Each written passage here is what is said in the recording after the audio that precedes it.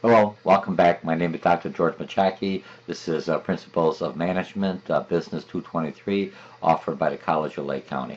Okay, you're going to go back into Blackboard. Remember, you're going to go into Blackboard. You're going to click on your, what do you call it, Dr. George's additional PowerPoint that you're going to find on here, and you're going to find your correct one. Remember, these short clips that I'm doing, the lecture clips, you're always going to be able to retrieve them on the lecture clips by Dr. George. So now we're going to go into our PowerPoint like we did before. You're going to click on this, and you're going to open it up. It's going to say default with PowerPoint, and that's what's going to happen. Now, it's going to take a few seconds depending on your browser, but it should be going. It's looking, it's looking. Oh, it's taking time on here, huh? It's taking me longer than I thought. Oops, there it goes. All right, so now we have it. Finish download. Okay, so now what you have it, remember, you can always copy the notes. 3 slides per notes works out well. Copy the PowerPoints or use the publisher's PowerPoints, and then basically put your notes as you're reading along. So that's the way I would do it to study for an online class. And then when you do the Connect homework, that's the software. It all works out together. So we're going to go into the slideshow. Just the way I'm going to utilize it. I'm going to go from the beginning. Okay, and I'm not going to record this one because I'm already recording. This Chapter 2 is a continuation. Introduction to Business is a required course for this Principles of Management. And you've had evolution of management taught in the Introduction to Business when we went into the management section. So I'm going to go very briefly on this. I'm not gonna, it's going to be a refresher, for lack of better words, okay? So you're looking at organizational environment, management science, behavior, administrative management science, bureaucracy, behavioralists. What you found out that all of these, even though as we progress, we still utilize them to some extent within management. There's no pure way, since we are so unique, so different. We have different cultures, we have different backgrounds. We'll find out in Chapter 3. We utilize parts of this. We're more in here in this organizational environment. Now you're looking at how to match the right individual to the company before I hire him or her. And how do I set up the organization? There's a full course that I teach is organizational behavior. But we're going to go on to this. So we're still being used today, and that's what they're basically going to talk about. You know, job specification, we already had Taylor and Intro to Business. I'm not going to go bureaucracy and everything else. So these are real quickly. Master Weber, systems of written standards and rules. I don't care if you're a small business or if you're an entrepreneur or even if you're what do you call it, an internet operation, you still have to have rules and procedures. Even in our own families, no matter how lax we are, we have certain procedures, certain rules that are what we call taboo, and some things are acceptable, some things could be behavior. So when you look at all that, Henry Ford, he looked at division of labor, responsibility. Again, from a manager perspective, these are all set up, or as a manager, how much or how to the degree that you utilize all these, it depends on your style, depends on the company, depends on the organization. Okay, so these are the first principles. Remember, Hawthorne studies went through a scientific and method, and then expanded into what do you call it, to realize, when you look at the Hawthorne effect, the lighting, everything else that we discussed in Introduction to Business. In a nutshell, it showed me as a manager that people aren't machines. They have feelings, they have emotions. Just like a manager, we'll find out in Chapter 3, I am not a machine. I have emotions, I have feelings. I understand what the procedures are, I understand what the rules are. But when I'm doing all this, it's not like a machine. I have to be a little more aware of a different how to motivate and how to work individuals. Okay, that's what the Hawthorne studied. Know the difference between theory X and theory Y. Most managers are going to tell you we are theory Y managers, for lack of better words, because we're participative. But sometimes as a manager, you have to be the theory X, that autocratic. Hey, either you're going to do this, or I'm going to fire you. Just the same thing as a business owner. You're a lot more relaxed, more a closer relationship with your employees. But hey, if somebody messes up, they have to take the punishment. Otherwise, you're going to lose money, you're going to lose profitability. You're running a business, you're not running a charitable organization. Even in a charitable organization, if I'm spending too much money or not bringing in more clients into the organizations because I'm not administering right, that manager is gone. Because remember, a lot of times in a nonprofit organization, the management, the administrative aspect is still funded and paid for by the money that's collecting. You're going to have so many volunteers volunteers, but you still have to have someone that's going to keep the thing for the day-to-day operations and bringing it forward. Okay, so we have that Theory X, quantitative native, operation management, total quality, and everything that you do as a management, you're always looking at total quality. You don't want to give unless even a dollar store, what you're looking at, and I'm not trying to do anything about dollar stores, they may not be as set up as what do you call it, as a regular retail shop, but they still have to have some kind of management. They can't have bugs, they can't have mice, they can't have real damaged goods, because people aren't going to buy it. Even a flea market, if it's damaged goods, they try to clean it up so it looks at it. Remember, so total quality is always part of the management. When I'm doing anything else, when I'm managing and when I'm trying to manage other people through the whole thing, I'm always trying to give the best, because basically what you're doing is your customers are also evaluating you every day, even for your product or your service. If your service starts dropping because you're rude to customers, your total quality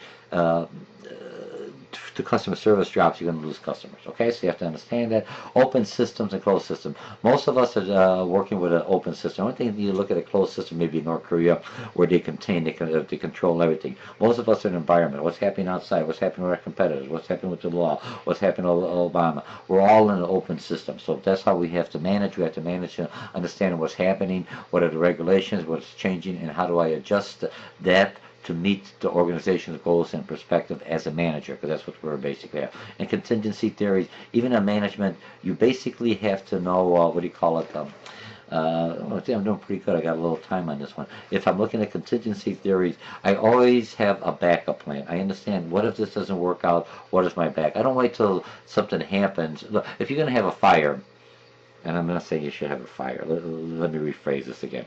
If there's going to be a fire in your house, that's not that you can say, I wonder which door I should go. I wonder where the fire extinguisher is at. If we leave out of the fire, should we go to the front door? Should we do the back door? Should I drop and crawl like they teach you? Remember, so you have already a contingency plan for something that may happen that you don't want it to happen, but if it does happen, here's how we respond to it. And that's in the management. What you're looking at is called risk management. I'm always prepared, okay? So we have this. Let me see the next one: environment, organizational structure. So the terms you have to know. Understand scientific method. It has its things.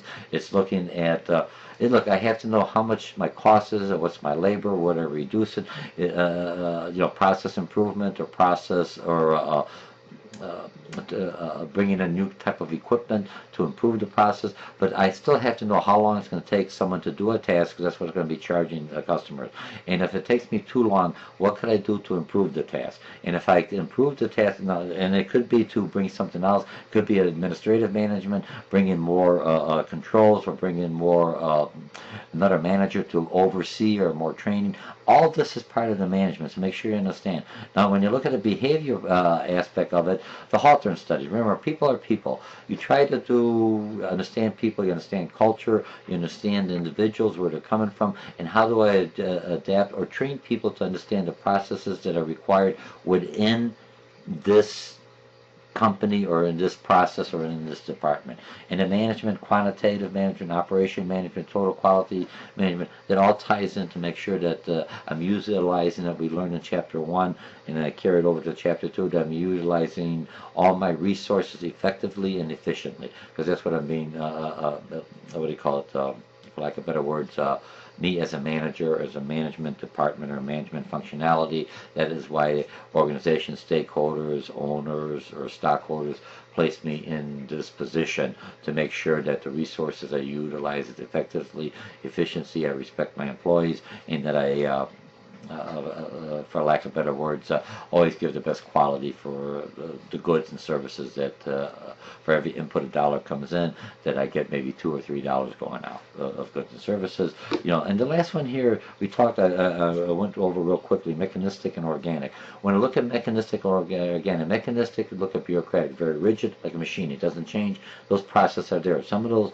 things, look at your body. Your body is basically has a mechanistic, it has has a skeleton, a structure that has to be solid. And so that part is part of the organization. But the rest of it is organic. If I look at my body, if I put on weight, it gets, if I cut it, it bleeds. If I don't watch myself, I get heavier. So an organization has a structure, a skeleton that's very mechanistic, but now it has to work in an organic environment, just like a plant. A plant has to do what's going to happen in the environment. If it's raining, the plant grows. If it's cold, dry, brain shrivels up. So most of us are living in an organic environment. So when you're looking at it, taking the mechanistic and organic conceptions from a management, I know I have to have structure and everything else that's bureaucratic, but I can't be very structured, very bureaucratic, because I never change. It's too late. I have too many levels. So I have one part of the organization, the management organization, that is very structured. That's your bureaucratic aspect, your administration and everything, rules and procedure, and then everything else I'm doing with the customer,